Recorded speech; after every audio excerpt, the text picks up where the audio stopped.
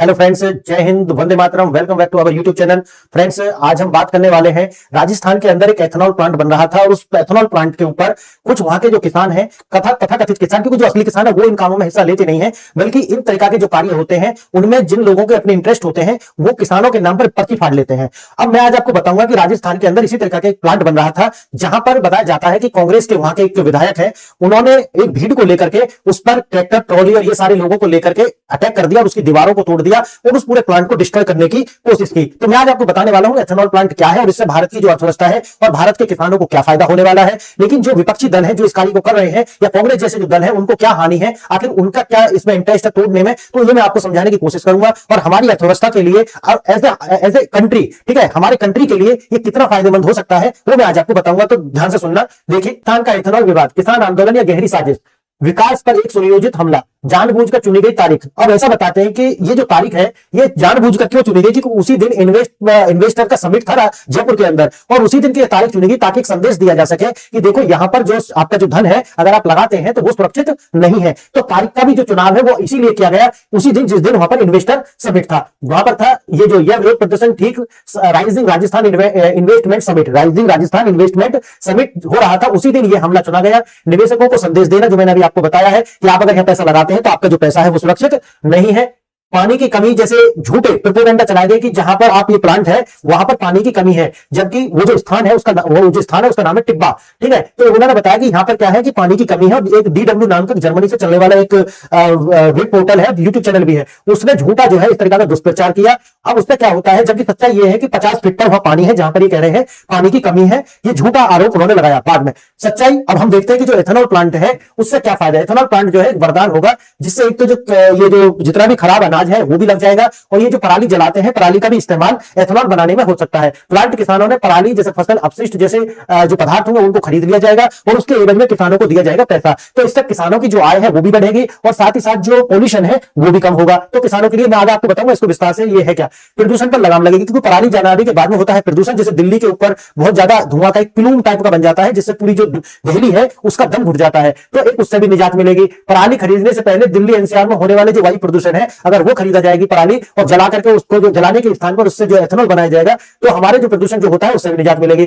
देश का जो ऊर्जा सुरक्षा, क्योंकि हमारी जो अर्थव्यवस्था है वो उसके लिए क्या चाहिए, डीजल, पेट्रोल, ये सब चीज चाहिए। तो जो अगर एथेनॉल बनेगा तो उसकी जो ब्लेंडिंग है वो 20% तक हो रही है अभी, तो हो सकता है कि भविष्य में उसको 30% करें। तो 30% जो है हमारी जो निर्भरता है वो अमेरिका के जो भी अलाइड कंट्री है, क्योंकि सऊदी अरेबिया भी एक तरीका से अमेरिका से तो ऊपर जाकर कार्य कर नहीं सकता, तो हम पर दबाव बनाने के लिए अमेरिका उसका यूज कर सकता है। तो उन पर निर्भरता हमारी कम होगी, जिससे हमारी ऊर्जा सुरक्षा जो है वो निश्चित होगी। तो ये फायदा है। मैं आपको विस्तार से बताता हूं कि और क्या क्या इससे हमें फायदा है। होता क्या है, अब होता यह है कि राजस्थान जो समिट, इन्वेस्टर जो समिट है वो हो रहा था, उसी दिन जो है राजस्थान के छोटे से कस्बे की कहानी, जहां पर इस तरह के ट्रैक्टर लेकर के पहुंच जाते हैं तथाकथित किसान के रूप में बहरूपिया, और वो जाकर के उस पूरे प्लांट की दीवारों को तोड़ने लगते हैं। अब घटना ये टिब्बे की है, हनुमानगढ़ जिले में ये पड़ता है, और तारीख वो 10 दिसंबर थी, और 10 दिसंबर के दिन वो जो तारीख है वो स्पेसिफिक याद रखने के लिए होता है ना, हिसाब याद रखना, क्योंकि उसी दिन वहां पर समिट हो रहा था और इसका ही फायदा उठाया गया और उन लोगों को ये संदेश दिया गया जो इन्वेस्ट करते हैं कि भाई देखिए आप यहाँ इन्वेस्ट मत कीजिए, नहीं तो आपका जो इन्वेस्टमेंट है वो खराब जाएगा। क्या हुआ, कांग्रेस के नेता हैं अभिमन्यु पुनिया, उनके साथ जो है लोगों को वो लेकर गए। ऐसा आरोप है कि वो लोगों को लेकर गए और उन्होंने लोगों को भड़काया, जिससे ये तनावपूर्ण स्थिति वहां पर बन गई और 144 धारा वहां पर लगानी पड़ी और ये दीवार वगैरह जो तोड़ी गई, ये सारा कार्य तभी हुआ। अब ये विरोध 10 दिसंबर को ही क्यों हुआ, जो मैंने आपको बताया, क्योंकि उसी दिन जो था वो राजस्थान शिखर इन्वेस्टर जो समिट है वो हो रहा था उसी दिन, इसीलिए ये दिन चुना गया। अब इस तरीके के जो ट्रैक्टर लेकर के उन्होंने इस दीवार को जो है तोड़ दिया किसान के रूप में। 10 दिसंबर टिब्बा में घटना घटी, और क्यों घटी वो आपको समझ आया। अब इसमें क्या है कि जो निवेशक आ रहे हैं उनकी जो सुरक्षा, उन्होंने जो पैसा लगाएंगे वो यहाँ पे, उसकी सबसे पहले तो सुरक्षा होनी चाहिए, बढ़ेगा तो बाद में। तो अगर आपके साथ इस तरह की समस्याएं हैं आपके राज्य में, तो आप फिर उनको आश्वासन कैसे देंगे कि भाई आपके राज्य में तो ये एथेनॉल प्लांट ही सुरक्षित नहीं है। तो इस तरीका का संदेश उनको जाएगा और वो यहाँ इन्वेस्ट करने से बचेंगे। अब देखिए, एक सोची समझी रणनीति, विकास परियोजनाओं को निशाना बनाया गया। टिब्बा की जो घटना ही अकेली नहीं है, इस तरीका की घटना आपको ये जो पॉस्को प्लांट जो ओडिशा में है वहां पर भी देखने के लिए मिली थी। इसी तरीका से स्टारलाइट कॉपर तमिलनाडु में भी घटना देखने के लिए मिली थी। उसी तरीका से कुडनकुलम परियोजना जो है वहां पर भी ये घटना देखने के लिए मिली थी। इसी तरीका से डुंगरी बांध राजस्थान में, वहां पर भी ये घटना देखने के लिए मिली थी। इसी तरीका की घटना आपको पंजाब में भी देखने की, तो जहां पर भी विकास कार्य होता है वहीं पर पहुंच जाते हैं इस तरीका के तत्व, और यही लोग फिर बाद में कहते हैं कि हम चाइना से इतने पीछे रह गए हैं। अब आप सोचिए, यही लोग बाद में आकर के कहते हैं कि सरकार क्या कर रही है, जॉब क्यों नहीं दे रही, क्योंकि जॉब कहां से देगी भाई साहब, जब आप इन्वेस्टमेंट ही नहीं होने देंगे फिर जॉब कहां से मिलेंगे। इसी तरीका से ये नर्मदा बचाओ परियोजना, ये भी, इसको भी इसी तरीका से घेरा गया था, और अभी ये राजस्थान के अंदर ये टिब्बा में ये भी, तो ये जो घटना अकेली घटना नहीं है, ये एक चैन है इवेंट्स की। और कराने वाले कौन है, कराने वाले हैं डीप स्टेट, यानी कि जो डीप स्टेट है, अमेरिका का जो डीप स्टेट है, जिसके हित में हमारे एथेनॉल प्लांट नहीं है, या आप कह सकते हैं कि वो लोग जो पेट्रोकेमिकल, क्योंकि पेट्रोकेमिकल पर जिनका हिस्सा है या जिनका दबाव है या जो उसको पूरा रन करते हैं, अमेरिका जैसे देश, उनका इसमें हित नहीं है कि हम हमारी 30% निर्भरता अमेरिका जैसे देशों से कम हो जाए। इसीलिए वो इस तरह के लोगों को जो है मनी दे करके और इम्प्लांट करते हैं ताकि आपके देश में उत्पाद मचाया जाए। और ये तो पहला चरण है। इसके बाद में आता है वकीलों की फौज। वकीलों की फौज जाकर के आपके हाई कोर्ट और सुप्रीम कोर्ट में खड़ी कर दी जाएगी। इनके जो, अगर वहां से भी नहीं जीते तो कहीं ना कहीं से तो हम जीतेंगे। मतलब उनके पास पूरा एक चैन है, और लोगों की भी इस तरह की कड़ी भी है उनके पास कि जहां जिसकी आवश्यकता होगी वो ला करके खड़ा कर देंगे। अब है निशाना इथेनॉल ही क्यों बनाया गया, जैसे कि मैंने आपको बताया है कि ये जो पराली हो गया या जो भी हमारे फूड के जो अपशिष्ट होते हैं उनसे जो है इथेनॉल बनाया जाएगा, जिसकी ब्लेंडिंग करी जाएगी पेट्रोल में, और हमारी जो 30% तक का आने वाला, अभी तो 20% हो रहा है, लेकिन 30% तक की भी आने वाले समय में लग रहा है कि 30% तक हो। अब होगा इससे क्या, एक तो विदेशी मुद्रा भंडार जो हम खर्च करते हैं पेट्रोल वगैरह खरीदने में, उसको हम कम करेंगे तो हमारा जो भंडार है ना वो बढ़ेगा। दूसरा क्या है, किसानों की आय बढ़ेगी। क्यों बढ़ेगी, क्योंकि जो ये खरीदेंगे किसानों से पराली वगैरह तो उसका पैसा दे देंगे, और साथ ही साथ में पर्यावरण का संरक्षण भी होगा। पर्यावरण का संरक्षण कैसे होगा, क्योंकि जो पराली जलाते हैं उसका जो धुआं है वो एनवायरमेंट में जाता है, वो भी कम जलाएंगे, या जलाएंगे ही नहीं, जब पैसा मिलेगा तो क्यों जलाएंगे। एथेनॉल भारत के लिए गेम चेंजर है। किसानों के लिए पराली फसल अवशेष जिसे किसान जला देते हैं वो बिकेगी, और बिकने से उन्हें आर्थिक लाभ होगा, जिससे किसानों की जो इनकम है वो बढ़ेगी। कच्चे तेल का आयात कम होगा, कम आयात होगा तो इसका मतलब है कि हमें विदेशी मुद्रा कम खर्चनी पड़ेगी, और साथ ही साथ में जो अमेरिका जैसे देश है या उसके जो अलाइन है उन देशों पर हमारी निर्भरता भी कम होगी। पराली जलाने से जो प्रदूषण होता है, प्रदूषण में कमी आएगी। क्लियर। अब देखिए डीप स्टेट की एंट्री। डीप स्टेट जो है ये पेट्रो डॉलर, यानी कि डीप स्टेट में ये भी शामिल है पेट्रो डॉलर। तो जो पेट्रोल देख करके लाभ कमाते हैं कि भाई पेट्रोल अगर भारत कम खरीदेगा तो हमें भी जो है उसकी जो लाभ है कम होगा। भारत की ऊर्जा आत्मनिर्भरता कुछ वैश्विक शक्तियों के लिए खतरा है। Petro dollar. दुनिया की अधिकांश तेल व्यापार अमेरिकी डॉलर में होता है, जो अमेरिका का एक अद्वितीय आर्थिक भूज राजनीतिक शक्ति बनाता है, और अमेरिका कभी नहीं चाहता कि अगर अमेरिका, देखो एथेनॉल बनेगा तो डॉलर की वो ये हालत बना देगा, तो डॉलर की ये हालत ना हो, अमेरिका कभी चाहता ही नहीं है। भारत पर जैसे जैसे भारत एथेनॉल जैसे विकल्पों के माध्यम से तेल आयात कम करता है, डॉलर की उसकी मांग घट जाती है, और ये पेट्रो डॉलर प्रणाली को कमजोर करता है, और भारत पर अमेरिका के प्रभाव को कम करता है। भारत की आर्थिक स्वतंत्रता को कमजोर करना डीप स्टेट के हितों में है। अब आप समझ रहे होंगे कि डीप स्टेट के हित में कैसे है, क्योंकि डीप स्टेट अमेरिका का पार्ट है, और विदेशी जो सारा जो तेल का निर्यात होता है, आयात निर्यात जो होता है वो डॉलर में होता है, जिससे जो है डॉलर जो है एक वैश्विक करेंसी भी बनती है, और अमेरिका को इससे लाभ होता है। और अमेरिका कभी नहीं चाहेगा कि भारत जैसे देश अपनी आत्मनिर्भरता 10% का, 20% का, 30%, 1% भी जो है वो इनसे उनकी निर्भरता कम हो। इसलिए वो इस तरीका के तत्वों को उन देशों के अंदर खड़ा कर देते हैं, इस तरीके के देशद्रोही लोगों को। झूठ का जाल। कैसे एक विदेशी मीडिया ने माहौल बनाया। अब इसमें काम कैसे होता है, एक DW नाम का क्या है चैनल है, ये उस पर भी यूट्यूब पे भी है, उसके एक न्यूज एंकर है शुभांगी ने जो है एक डिसइंफॉर्मेशन फैलाई, और उसमें ये बताया कि भाई ये जो एथेनॉल है ये क्या है, एक पहले तो ये एक खतरनाक वो है ना, और इससे लोग जो है वहां के लोगों को बीमारी हो जाएंगी। और बताया कि भाई ये जो प्लांट है वहां पर जहां लगाया जा रहा है वहां पानी ऑलरेडी कम है, अगर पानी कम है तो ये पानी का यूज करेंगे, मतलब उल्टी सीधी बातें करी जो कि बिल्कुल गलत है, जो कि एकदम दुष्प्रचार था। अब इसी से लोगों को इकट्ठा करने में जो उनके यहाँ पर फुटप्रिंट्स होते हैं उनको मदद मिलती है। विदेशों से खबर चलाई जाती है, फिर वो खबर दिखाते हैं किसानों को, देखिए तो विदेशों से चल रही है, और हमारे तो अंतस मन में बैठा हुआ कि जो विदेशी कह रहे हैं वो तो 101% सही है। अब उनसे लोगों को इकट्ठा करने में भी मदद मिलती है। कुछ निर्दोष लोग होते हैं, उनको ये ले आते हैं, बाद में फिर उनको मार पड़ती है तो ये भाग जाते हैं वहां से। DW न्यूज का प्रचार झूठा है। टिब्बा एक सूखाग्रस्त इलाका है, ये बात इन्होंने बताई थी, ये गलत है। जबकि जो घग्गर जो नहर है ये उससे देखो उसके पास है, ये देखो यहाँ पे आ रही है, तो ये यहाँ पे है। तो इस तरीका से 50 फीट पर वहां पर पानी है।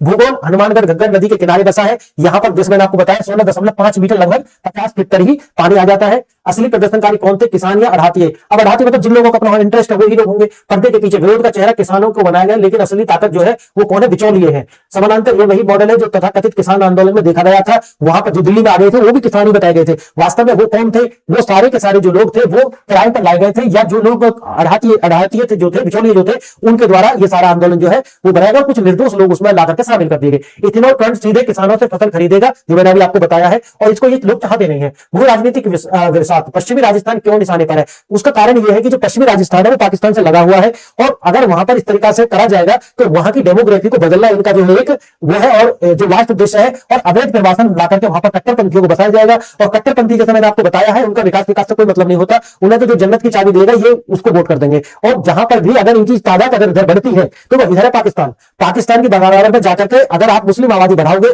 तो पाकिस्तान से आने वाले जितने आतंकवादी हैं, जो कश्मीर में हुआ वही वो करेंगे। जो पहलगाम में लोग मारे गए थे, जो मुसलमानों के द्वारा जो आतंकी आए थे, इस्लामिक टेररिस्ट, उनको पनाह देने वाले मुसलमान ही थे कश्मीर के अंदर। ये बात छुपी नहीं है किसी से। इसी तरीका से जो समस्या आपको देखने के लिए मिलेगी कश्मीर के अंदर, वो आपको राजस्थान के अंदर देखने के लिए नहीं मिलेगी, या पंजाब के उन इलाकों में देखने के लिए मिलेगी नहीं मिलेगी। तो फिर अंतर क्या है? क्योंकि कश्मीर वैली के अंदर मुसलमानों की तादाद ज्यादा है। यही कारण है कि जब भी पाकिस्तानी टेररिस्ट आते हैं तो वो उन्हें अपने घर में छुपा लेते हैं और आसानी से, लेकिन जब वो किसी हिंदू बहुल इलाके में जाएंगे तो उन्हें छुपने की जगह नहीं मिलेगी। और ये अमित शाह ने भी जो है इस तरीका के जो बयान थे वो दिए थे, आपने सुना भी होगा जब संसद में, कि भाई ये समस्या है हमारे साथ में। तो इनका जो दूसरा जो उद्देश्य है वो है यहाँ पर ला करके घुसपैठियों को बसाना और डेमोग्राफी चेंज करना। और डेमोग्राफी चेंज हो जाएगी तो हमारा जो है डेमोक्रेसी भी चेंज हो जाएगी। याद रखना, डेमोक्रेसी बचती नहीं है। ठीक, दो आयामी हमला, आर्थिक औद्योगिक विकास को रोककर क्षेत्र को पिछाड़कर और कमजोर बनाए रखना, और वहां की जो डेमोग्राफी है उससे बदलना, वहां रोहिंग्या और बांग्लादेशी बसा देना, सीमा पर एक शत्रुतापूर्ण आबादी तैयार करना जो कि संघर्ष की स्थिति में पाकिस्तान का ही साथ देगी, तो आपको पता है। ठीक है, क्योंकि पाकिस्तान इनका नाजायज बाप है। विकास की रक्षा है, औद्योगिकरण से जनसांख्यिकी हमला पर जवाब, दुश्मन की रणनीति, बीएसएफ रिपोर्ट का हवाला देते हैं। सीमावर्ती क्षेत्रों में कट्टरता फैलाना, स्थानीय आबादी को भारत के खिलाफ करना है। भारत का जवाब, विकास परियोजनाएं, जल प्रबंधन, औद्योगिकरण और बुनियादी ढांचा। भारत चाहता है, भारत की सरकार चाहती है कि वहां विकास हो, रोजगार में समृद्धि हो, स्थिर जो जनसंख्या हो, और इस अंतिम लक्ष्य है राष्ट्र की सुरक्षा। क्लियर? विकास और समृद्धि क्षेत्र के अवैध घुसपैठी और कट्टरता के लिए अनुपयुक्त बनाते हैं। इसीलिए हर विकास परियोजना का विरोध किया जाता है। सभी कड़ियों को अगर एक साथ जोड़ करके देखा जाए तो एक वैश्विक साजिश का जो है खुलासा होता है। वो साजिश क्या है कि सबसे पहले क्या होता है, डीडब्ल्यू जो है दुष्प्रचार करता है।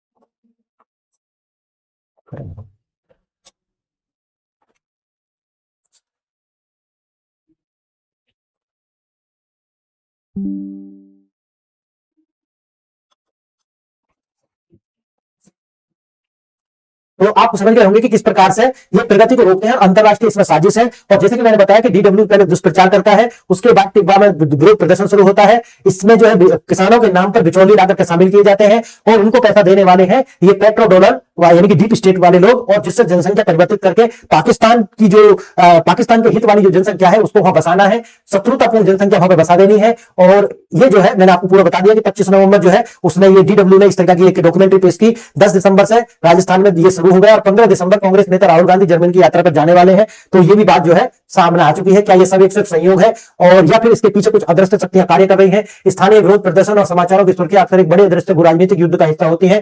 भारत के उदय को रोकने के लिए कई मोर्चे पर एक साथ काम किया जा रहा है और वो आप समझ चुके होंगे जो मैंने आपको बताया। अगली बार जब आप कोई स्थानीय विरोध देखते हैं तो आप क्या देखेंगे, केवल खबर या फिर उसके पीछे जो छुपी हुई कोई बड़ी रणनीति है उससे देखेंगे। तो फ्रेंड्स, आपने देखा कि किस प्रकार से भारत के ही कुछ राजनीतिक दल भारत की जो प्रगति है उसको बर्दाश्त नहीं कर पा रहे हैं। उसका कारण यह है कि अगर उनके हाथ से ये मुद्दे निकल जाएंगे, कि अगर भारत धीरे धीरे अपनी परेशानियों से बाहर निकल आएगा तो इनको बीजेपी जैसी पार्टियां अपनी प्रतिद्वंदी पार्टी को घेरने के लिए मुद्दे नहीं बचेंगे, क्योंकि लोगों के पास रोजगार होगा, लोग जो है प्रदूषण मुक्त हो जाएंगे, किसानों की आय बढ़ेगी। तो जितने भी जो लोग हैं उनकी समस्या अगर खत्म होती है तो जो विपक्षी दल आज तक करते आए हैं कि जब तक वो गरीबी नहीं बांटेंगे, गरीबी नहीं हटाने का नारा देंगे, तब तक राजनीतिक सत्ता में आने के गलियारे साफ होते नहीं है। और यही कारण है। या फिर उनके लिए क्या करना है, वही वो 15% आबादी, यानी कि 15% आबादी को विकास का कोई मतलब नहीं है। उनके सारे कंट्री देख लीजिए आप, जहां पर 2-3 कंट्री को छोड़ दीजिए जहां पर तेल वगैरह निकल रहा है, बाकी सारे के सारे भूखे मर रहे हैं, सारे के सारे आपस में लड़ रहे हैं और एक दूसरे का जो है एक दूसरे को ही मार रहे हैं। इसीलिए इनकी जो मानसिकता है उसका विकास से उसका दूर दूर तक कोई संबंध है नहीं। इसलिए ये उनका वोट बैंक ऐसा है कि उसको वो इनका पक्का है। क्लियर? तो फ्रेंड्स, मैंने आपको बताया कि किस प्रकार से साजिश रची जा रही है। तो अब अगली बार आप जब देखें इस तरह की घटनाओं को तो अपना एक विचार बनाएं और देखें कि हमारे देश में हो क्या रहा है। तो मित्रों, आज आपने वीडियो यहां तक देखा, इसके लिए धन्यवाद। नमस्कार।